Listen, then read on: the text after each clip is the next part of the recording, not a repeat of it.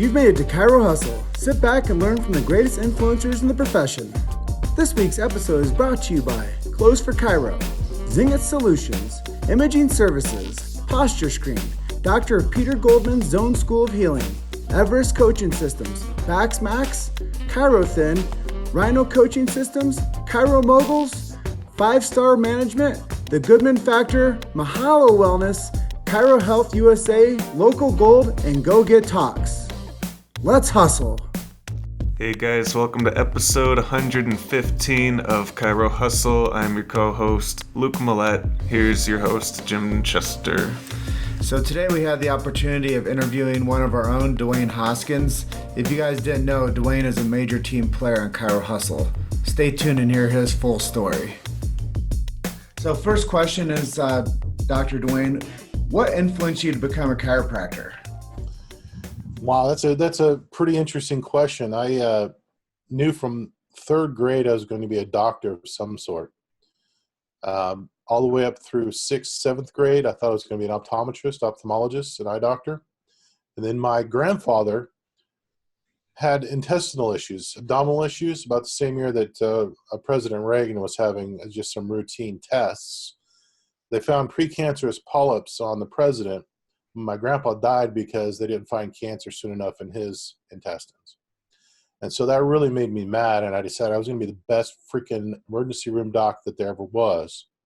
So I started down that road. Graduated top of my class in high school, started at Illinois Wesleyan University in pre-med. Even after I'd experienced chiropractic. In high school, I finally got on the baseball team, which means that all you did was sign up to go and play baseball.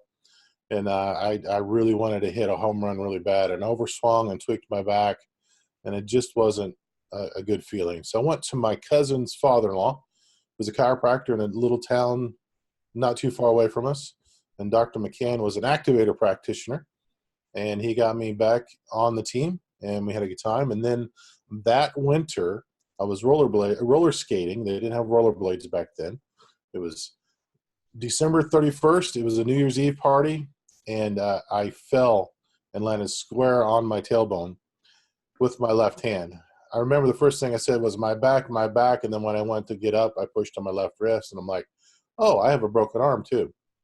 So they only focused on my arm, and I found out about 10 years ago, about 20 years after the incident, 25 years after the incident, I actually crushed a vertebra then.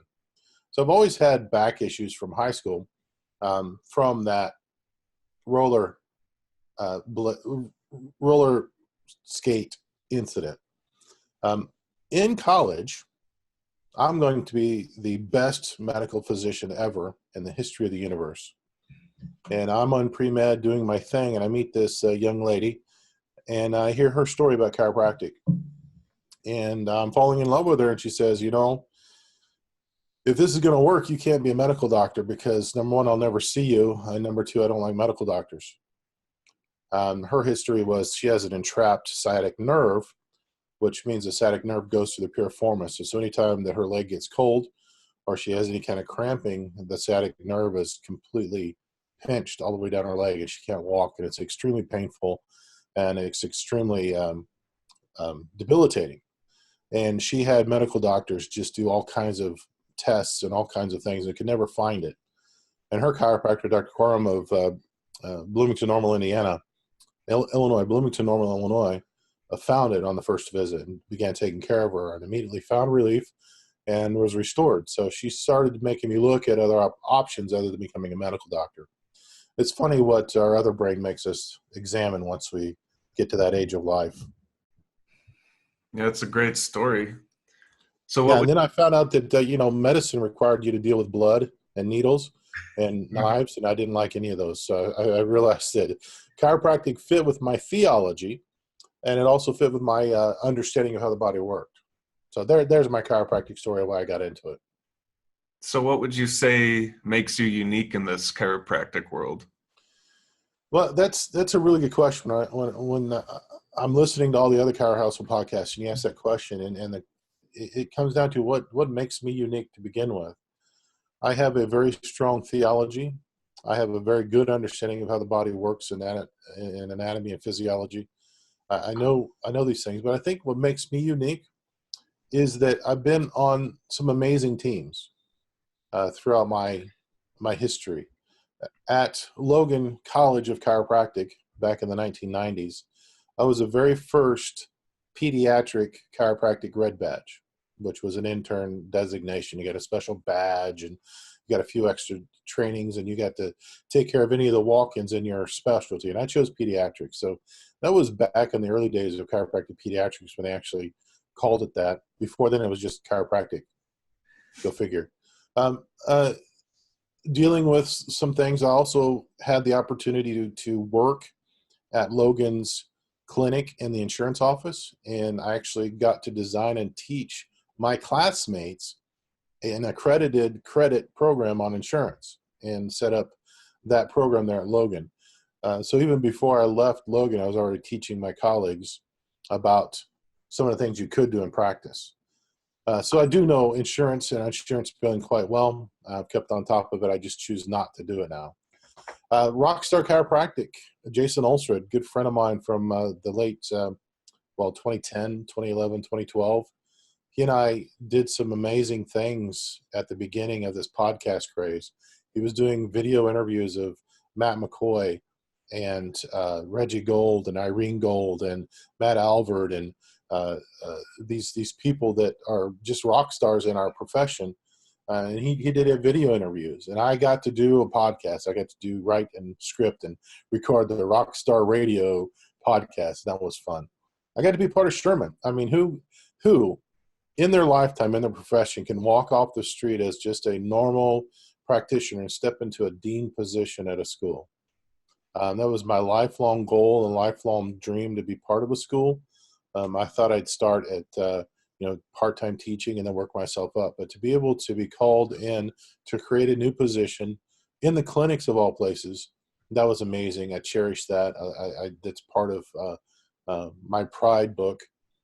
Being part of Titronics now, one of the legacy businesses in our industry, being the lead UI user experience for Pure Chiro Notes, and obviously being part of Chiro Hustle. I mean, just amazing experiences that I don't think anybody can match in the breadth and depth of this profession that I love. That's what makes me unique as a practitioner. I'm a big guy with gentle hands, and I can do chiropractic like nobody else, and nobody else can do chiropractic like me, and that's part of the specific of chiropractic. Yeah, for those who don't know by now, Dwayne here is our podcast distributor and website developer and awesome team member. We're happy to have you, Dwayne. I'm happy to be part of the team, man. Yeah, it's been really interesting getting to know you over the past couple of years since I came out to Sherman, and just building a big dream. And I know one day I put out there saying, hey, I wanted to bring on somebody else to help the team, and you were willing to raise your hand. A lot of times with Facebook engagement, you don't know how honest the interaction is. Mm-hmm. But I knew that day when you said yes that you really wanted to be a part of a team with us. It was special to me because I knew that we were getting a winner with us and somebody that wanted to see the chiropractic message be disseminated effectively and efficiently, and get the chiropractic profession outside the four walls of chiropractic. And I really think that with your contribution and helping us, that's what, in my opinion, makes you unique for what we're doing right now. Is when we think about the timeline of a career, right now you're a huge help in us getting the message out to more people. I appreciate that. I believe there's a trajectory in any career. There's the learning phase, there's the building phase, there's an establishment and securing phase, there's a reinvestment phase, and then there's a legacy phase. And I'm in that reinvestment phase. I'm taking my time and talents and investing it for the future. As we talked about, I'm in this for the long haul. I'm in this for the team. I'm in this for the future of the profession. The same thing with Titronics. I'm in it for the team. I'm in it for the profession. I'm in it for the long haul. Same thing with Pure Chiro Notes. The same thing when I was at Sherman. I was in it for the long haul. So I'm in it for the team. I'm in it for the profession. And I'm not interested in taking out what I can right now and milking it dry and then saying thanks, bye-bye. I'm in it for the long haul. So what would you say are some of your favorite quotes or mantras or words of wisdom to live by? Well, I have a personal mission statement that I developed back in the mid 90s, and it's served me well, and so I stick with it. It is, I positively affect the health, wealth, and spiritual condition of everyone I meet by caring, sharing, giving, and teaching.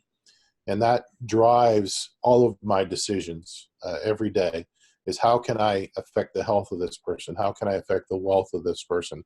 How can I affect the spiritual condition of this person or this team or this group of people? What can I invest by sharing? What can I invest by caring? What can I invest by giving, or and not just money, but time, talent, treasure? And what can I invest in this group of people by teaching, by sharing what God's given me and blessed me with? And so that drives my everyday principles, and that is my mission in life, and hopefully I'm living through it. Yeah, it's great when you can make something so complex so simple. And I think a lot of times when we really want to like hit home, like our feelings, our emotions, our knowledge base. And I think with chiropractors especially, I talk about this a lot, is the give, love, serve portion of the profession. And a lot of your mission statement definitely focuses on the give, love, serve portion of chiropractic. So Absolutely. I think it's in alignment with you as well. And yeah, it's cool to see how people motivate themselves to stay inspired. So as we go into this journey with you, Dwayne, Sure. Chiropractic's a big thing, right? And we all discuss that, and inside the chiropractic space, we know that. But just, think about like a world that chiropractic doesn't exist anymore. I mean, Does it exist anymore? yeah, Well, think about the world before 1895. You had, um, you had the Civil War. You had people dying of unknown things. You had the bubonic plague. You had the Dark Ages. You had depravity and lack and non-abundance. You had people struggling to just survive. Without chiropractic, I think a lot of that stuff would still be a lot more prevalent than it is today. yeah. And let me ask you, do you think that, I mean, we didn't live in that time, obviously, but do you really think that people were flocking to Davenport, Iowa, like we think in our minds, like that's been like said? I mean, were people like seriously like going to the Palmers to get like cared for, like from all corners of the earth? From Well, California. I think that had a little bit to do with it. I think if you look at the numbers, there's two types of liars, or three types of liars. Liars, damn liars, and statisticians. But if you look at the statistics of the clinic, there's a lot of people they served. There's a lot of people they served. You look at the statistics for the 1918 flu epidemic, where 1 in 3 Americans died in Davenport, Iowa. 1 in 5,000 maybe died because of the number of people that were being seen at the Palmer clinics. That's amazing. But also at that time, you also have an awakening of people's awareness to how physiology worked. You have to realize in 1895, x-rays were just being discovered. You have to realize the genetic code wasn't even known then. You have to realize a lot of the stuff that we just take for granted today in healthcare, in our field of study, just wasn't known. Most of the people that died in the Civil Wars from infections because they didn't know what a bacteria was. They didn't know what virus was. And you don't know anything about the immune system until you understand that the body defends itself against these invaders. So all of this stuff that we just take for granted in our profession wasn't known in 1895.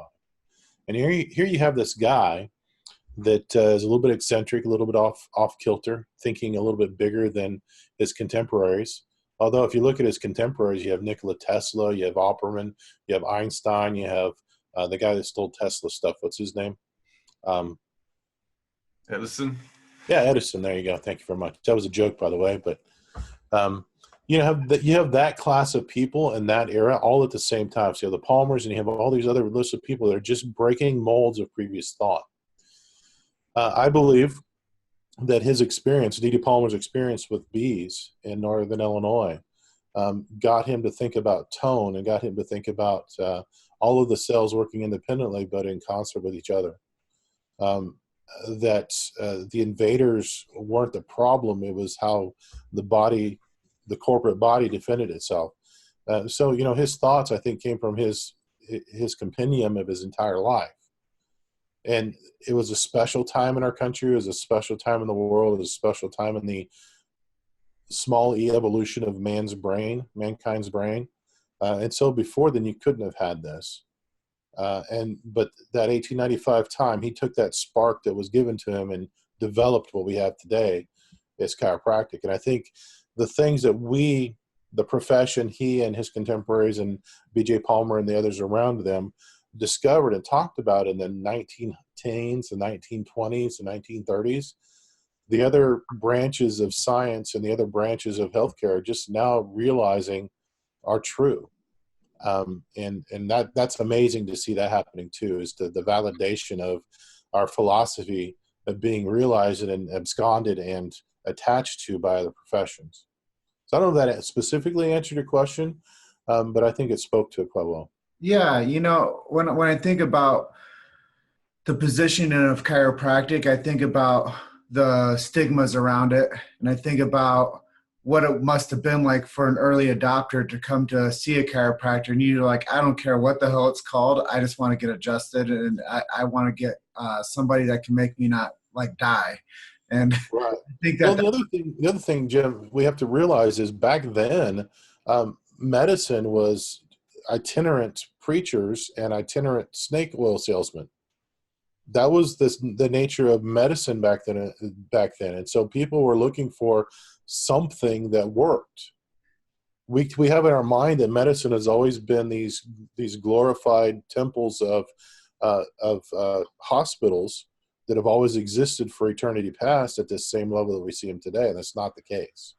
That's not the case. Modern medicine didn't come out until really after World War II, and their advances in trauma care through the war. So, before World War II, back in the 1890s, people were just searching for something. They went to their barber for dentistry because there weren't dentists. You have to really get your mind in that culture. So chiropractic, even though it was different, it wasn't really a big thing back then. It really didn't become a big thing to go to the chiropractor until the American Medical Association established their Council on Quackery to squash, to eliminate the profession of chiropractic, which is what the Wilkes trial was all about in the 1970s. In the 1940s and the 1970s, the American Medical Association deliberately, intentionally, aggressively sought to eliminate the profession of chiropractic because they saw it as a business threat. And that's from the federal court that decided the Wilkes versus AMA trial. Before the 1940s, it was not a big thing to go to chiropractor. Yeah, I think a lot of what I said there was the word stigmatized and the dogmatic thought process of how we consider what chiropractic has become. And I think as we've gone through the generations, they always say, Dwayne, each generation has its own disease. And, I think that chiropractic has been helping people that didn't even know that, like you were saying early on, people that were trying to stave off Spanish flu would get adjusted, and they didn't know what it was doing really for them. But after research and, like you're saying also, after research and development, 90 years later, other medical industries are leaning on chiropractic philosophy, and it's always been out there in the chiropractic world. We just need to, I don't know if you saw recently, but Liam Schubel put one of his interviews that he did, and he resurrected it, and he made it fresh again. And that's like a year ago, maybe. So we really need to resurrect and make fresh again the truth of chiropractic. Right. And I was kind of referring to that. If we went back to the attacks that the American Medical Association had on us, there was no stigma about going to a chiropractor or being a chiropractor.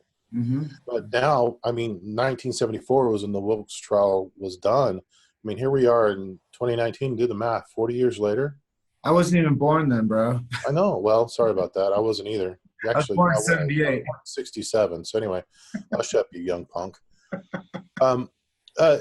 We live with that stigma still for some reason. We have accepted it as part of our identity. We need to shed that.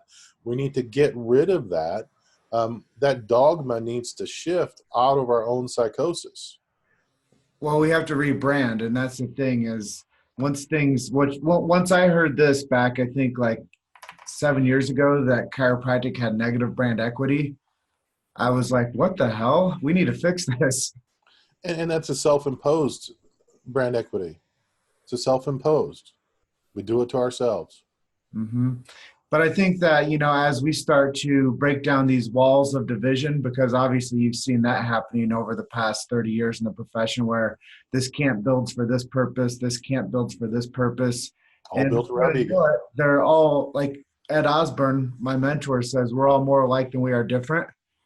And that's where we need to get back to, is the basics again, with the chiropractic profession when it comes to a colleague level. Yes. And Andy Roberts, I don't know if you ever met Andy Roberts before he passed away. You know. He works with Sean Dill and Lacey Book and the TATS program, the Artist Specific. The last time I heard him speak was at an IRAPS here at Sherman, and he talked about how specific the adjustment was. And he talked about that the adjustment is that the subluxation is so specific that it's not just specific for the person that has it, but it's also specific enough for the person delivering the adjusting thrust, so that if two chiropractors came at the same subluxation, they might see it just a little bit differently because they have a different way of addressing it and helping correct it.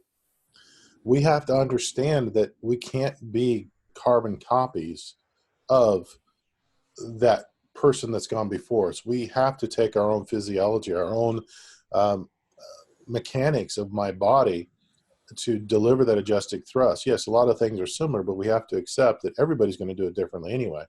Otherwise, we can be replaced by a machine. And we just have to identify with that. And, the Gonstead people have to accept the network people, and the network people have to accept the upper cervical people, and the upper cervical people have to accept and quit making fun of me, the people that graduated from Logan, and work on the other end. The full spine people have to accept that there's other ways to do it besides full spine.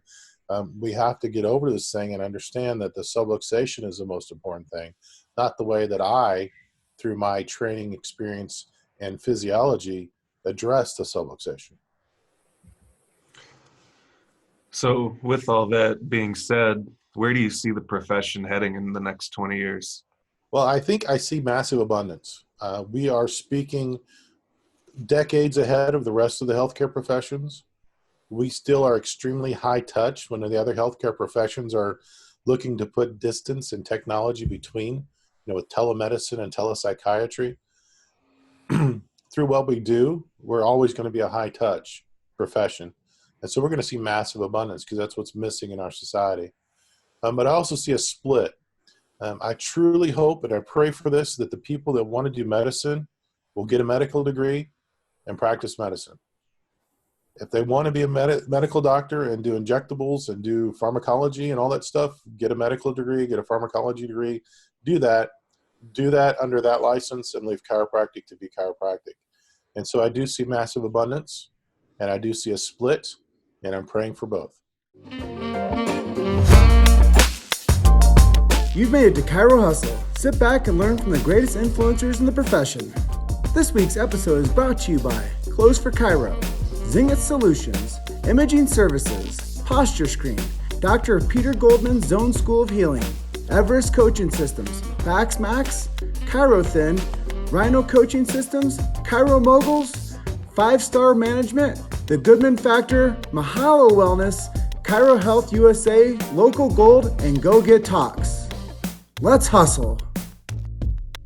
Well, something you said there, Dwayne, is I see, which is really vital right now, especially in 2019. There's a lot more insight to how people are trying to stay healthy more naturally. And I think that we are in I talk about this a lot too. I don't know who I learned it from, but we're in a 2-doctor paradigm where we need to have one aspect that keeps people healthy, which is chiropractic, and one saves people from dying, which is medical doctors and pharmacology. I think that right now we're in a position that both are accessible and both should be in union with each other, actually. And you should know. Let me tell you a secret about that. I'm going to whisper so nobody else hears it. Are you ready? The medical profession already knows that. They do. I mean, the medical profession already, you don't expect to go to a medical doctor for I don't know, whatever disease you want to talk about. You're not going to see one doctor for that. You're going to see a team of doctors for that. Yep. So chiropractors are a standalone specialty within the medical world, but No, in medicine. no, we're separate from medicine. Yeah. Right. So we're not standalone in medicine. We're standalone from medicine, separate, distinct. But we're still part of the team for the patient. The medical world. I will grant you that because I can't punch you yet because you're not close enough. You know, the thing is that once chiropractors started taking insurance, they started medical billing codes, and that's what makes you also unique, as you started as systems of, only coding for, helping people with cash. Right. And coding is another, you want to have the discussion right now. The American Medical Association owns those codes. They don't describe what we do. They're throwaway codes. If that's the way you want to practice on the throwaway medicine stuff, get your medical degree and practice medicine. Frankly, if I can be completely open and honest with my feeling, it's not an indictment on anybody else. But if you're using codes that don't describe what you do to get paid over the internet or over the phone, that's fraud, wire fraud. It's big issues. Now, the medical insurance companies pay it, and they're happy to pay it because they're collecting a lot more than they ever pay out on that. I just have a problem with paying the AMA for what I do and then using codes that don't describe what I do. Hey, that's what this is all about, is giving truth to people and making sure that people know where we stand. And like I keep on telling people, if we don't take action now, we'll settle for nothing later. If we don't tell people the truth, then eventually people will make up one about us. And that's Roberto Monaco. He's like, if we don't tell people our story, people will make up one about us. I love Roberto. Oh, got a man crush on him. He knows it, so it's no secret. Well, he's fired up for the principle. Well, yeah. I mean, he experienced it. He experienced the miracle of life with his wife giving birth, and then the miracle of life when his baby daughter got rescued from whatever intervention they were going to do, and all she needed was her head on her spine straight. I mean, it's just amazing. Yeah, it's always cool to hear these stories about chiropractic and how it changes people's lives. And what will get somebody to become an impassioned advocate for the profession. And I think really that's what's going to take chiropractic to the next level. Yeah, one of our previous podcasts, CHP podcasts, the pull quote was, "It's not a chiropractor that's going to change the trajectory of a profession. It's one of the people that we influence by chiropractic care. They're the ones that are going to influence the lawmakers. They're the ones going to influence the future of our profession." And that's why I really, really like the non-chiropractors that I respect immensely, they're changing my profession on a regular basis. Jim Chester, Luke Millette, Roger Titone, Keith Wassong, Roberto Monaco, Tristan Shaw, Bill Eastab. There's a handful of others, but even think of these people that have invested their entire life into my profession, and they don't have the degree I do. They don't have. It's amazing what can happen when you have other people invested in that.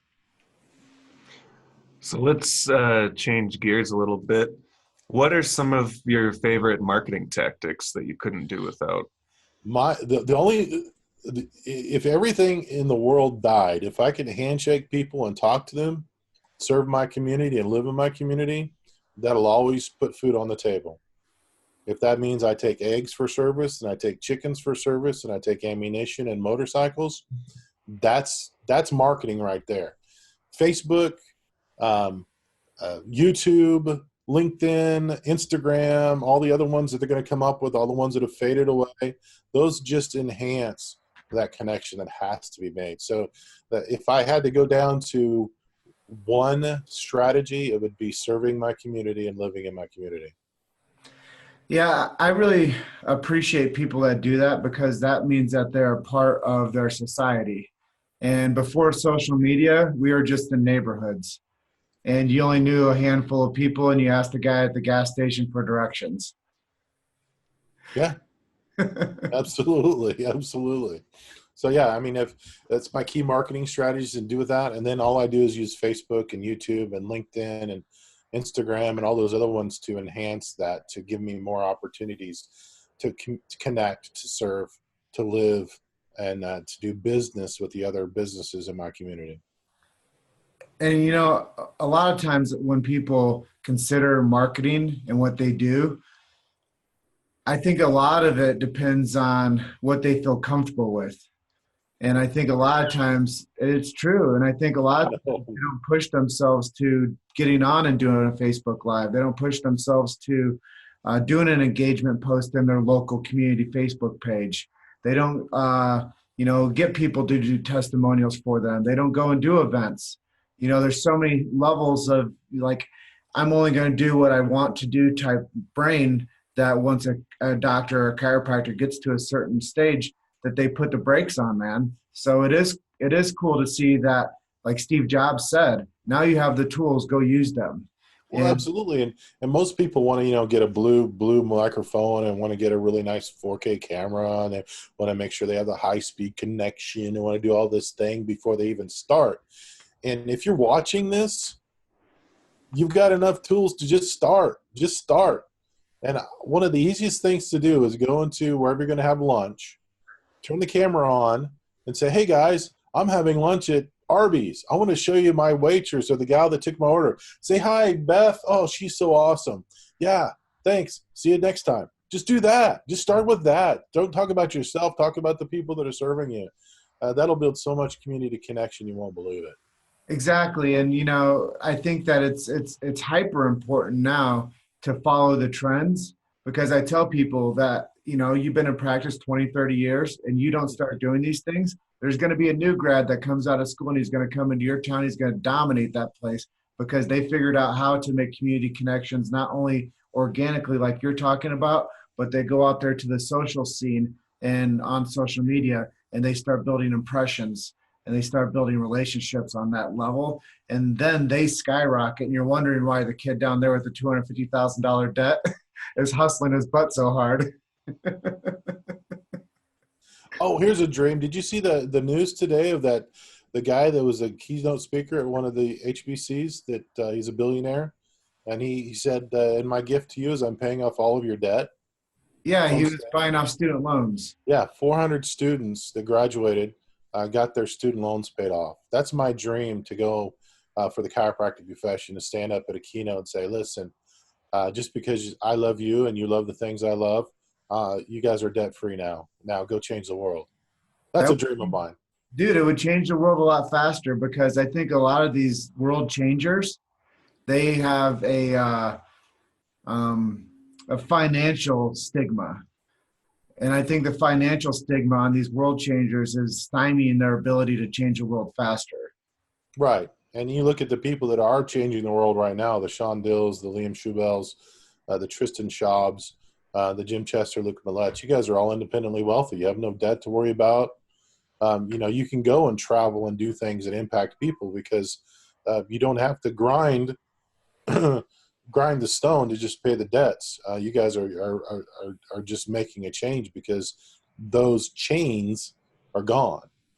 Well, clear for the record, Luke and I both have student loan debt. Yeah. And independent wealth is from daily grind. I'm drowning in this crap.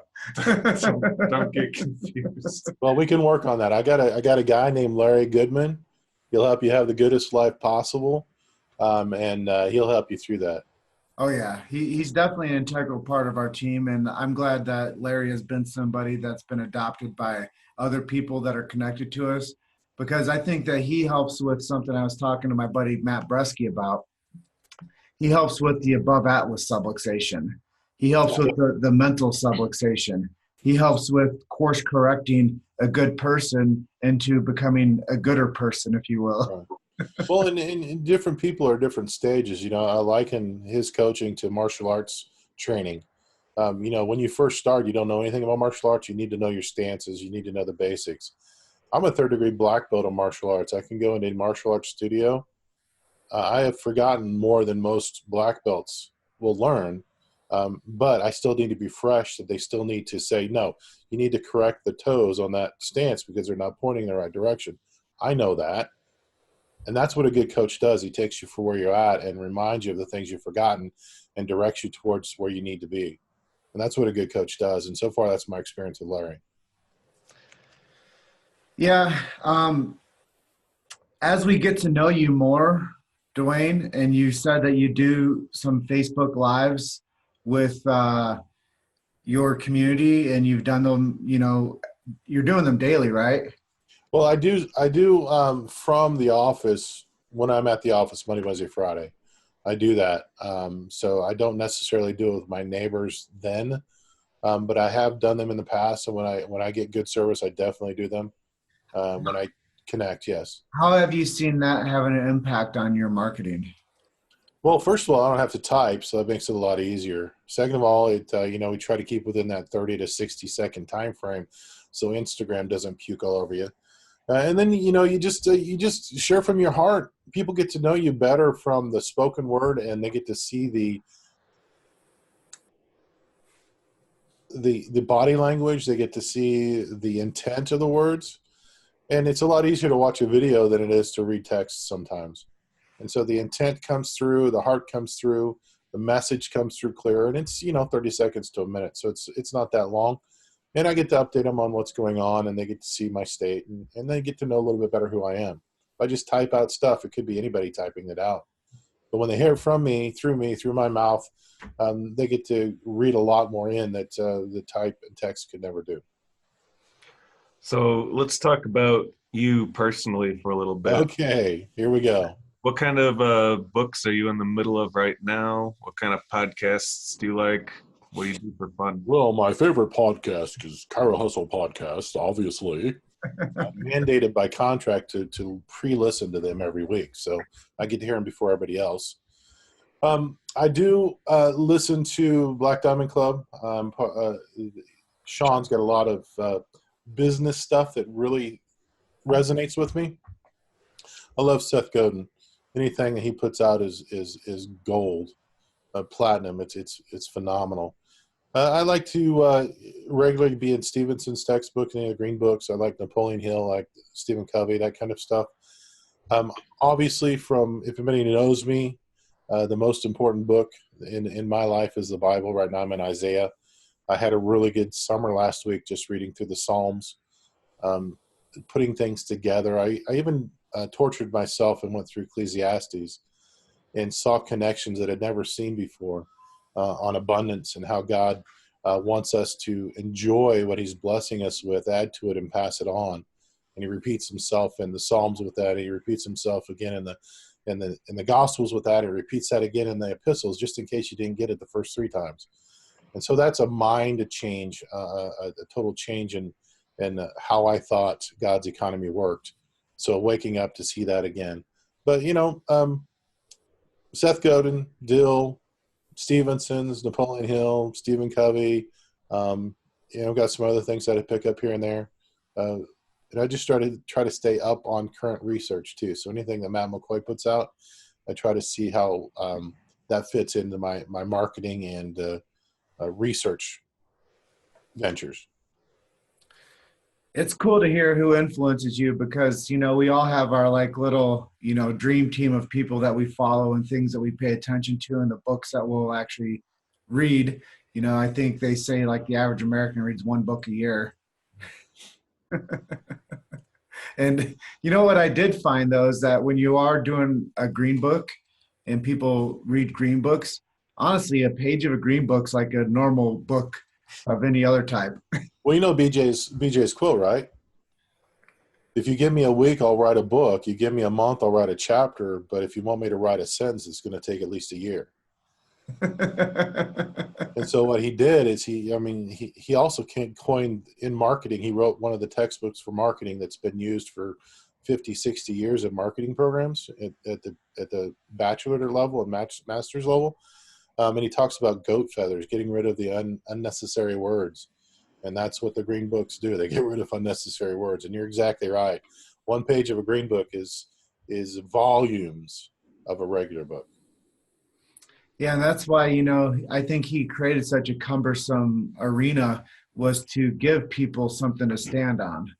And if he didn't do it, then no one else is going to do it. And I think that that's really why chiropractic has become such a powerful profession, is because of the work that BJ did, making those documents that nobody can ever change or no one can ever go into and dismantle and make it different. That's why I really believe that we need to keep innate intelligence and subluxation so strong for our generation right now. Because if we don't, then those books that BJ wrote that this profession stands on, we're starting to water that down. Well, and agreed 100%. We need to keep it pure. It was written by a man, though. It's not the gospel. It might be the gospel of chiropractic, small g. But we also have to understand that when Stevenson's was written in the 1920s, the average educated person could speak 3 languages fluently. The average educated American today can't speak 1 well, let alone 3. So the mentality back then was a little bit different. The education process was a little bit different. Plus, printing was much, much more expensive back then. So if I can take 1,000 pages and reduce it to 500 pages, that saves me money. And if BJ was anything, he was definitely a businessman. And he used small typeface. Maximize the efforts, you know. Yep, absolutely. All right. Well, we are coming up on the end of this episode. Dwayne, what are some web resources and links people can go to if they want to find out more about you? Oh, about me? Well, my webpage is dochoskins.com. That'll get you more information you can probably handle. My businesses that I've mentioned, obviously, chirohustle.com, Titronics.com, purechironotes.com, pscaonline.com. That's the Palmetto State Chiropractic Association. I'm the executive director for that. And that'll get you more information you can handle. I'm also very active on Facebook, and I'm becoming more active on LinkedIn for business-to-business stuff.